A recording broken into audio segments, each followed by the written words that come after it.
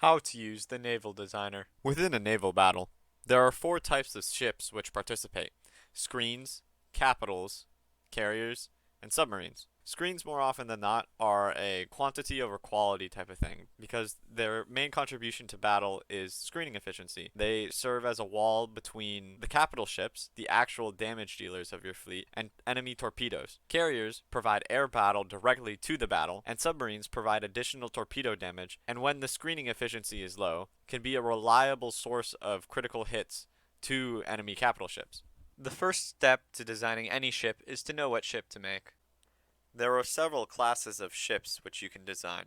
To list them, they are carriers, super heavy battleships, battle cruisers, heavy cruisers, light cruisers, destroyers, and submarines. Every design starts with a hull, which you unlock in your research tab. To access the designer, go to your production tab, click build ships, and then click the create variant button of the hull that you would like to edit. We're greeted with the ship designer. At the very top here are the customization features, which allow you to change the ship's appearance and name. Most notable is the equipment tag button, which you use to mark its role. This allows you to further filter which ships are used when you're deciding your fleet composition in the task force editor. So let's say this cruiser was a spotting ship, you could note it with this equipment tag. The module slots along the bottom here allow you to only select one or two types of modules. Which slots you have along the bottom here are pretty universal and only differ slightly for carriers and destroyers and are completely different for submarines. From right to left, you have your armor module, which decides the HP and armor of the ship, a secondary battery for targeting screen ships, or in the case of the dual purpose battery, both screens and planes, your engine, which decides the speed, a choice of either sonar, which is used to spot submarines, or radar, which is used to spot surface vessels, and as the technology increases in quality, also allows you to spot subs pretty effectively. A choice of fire control, which increases your gun's hit chance, or sonar, an anti-air slot, and then your main armament. In the upper row, you have a lot more freedom as to what you can mount. What kind of modules you can place in these slots depends on the location of it on the ship, which kind of modules you can place. Of course, does differ ship to ship. Depth charges, by the way, are what you use to attack submarines. Also in the designer, when you're starting from scratch, you have access to presets, a reset button to wipe the changes you've made, a save as new button to keep the old design still available, an auto design button, which automatically fills out the slots depending on what's already on the ship, an upgrade all modules button, which upgrades modules if a more up-to-date version is available, and an auto upgrade button, which automatically creates a new variant of the ship once a more modern technology is unlocked. Right here is the button you use to select which military industrial organization designs it. On the right are the stats of the ship, and below that are the terrain modifiers the ship has on the different types of sea zones. Now here's what you need to know about each class of ship.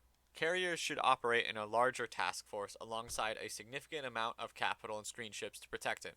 They are most effective in battle against capital ships, so are best utilized as a part of strike forces. Carriers are pretty lightly armored and lightly gunned, as their contribution to the fleet is air power, so are very vulnerable alone. The module completely unique to carriers is deck space, which allows you to operate 20 planes out of the carrier. In later carrier models, you also have the option to swap a module of deck space for 5 additional armor to increase the survivability. Super heavy battleships are the ships with the most modules, highest HP, and thickest armor in the game. This naturally makes them very slow, making them only really practical in strike forces. Your choice for modules are pretty slim, as you can only mount super heavy batteries, AA, and secondary batteries for guns. The only other real option is a airplane catapult. You have two options when starting with a heavy hull. You can choose to design either a battleship or a battle cruiser by choosing which armor to mount on your ship. Making it a battle cruiser will slightly increase its speed, but the big difference is what class of ship it will receive buffs from Doctrine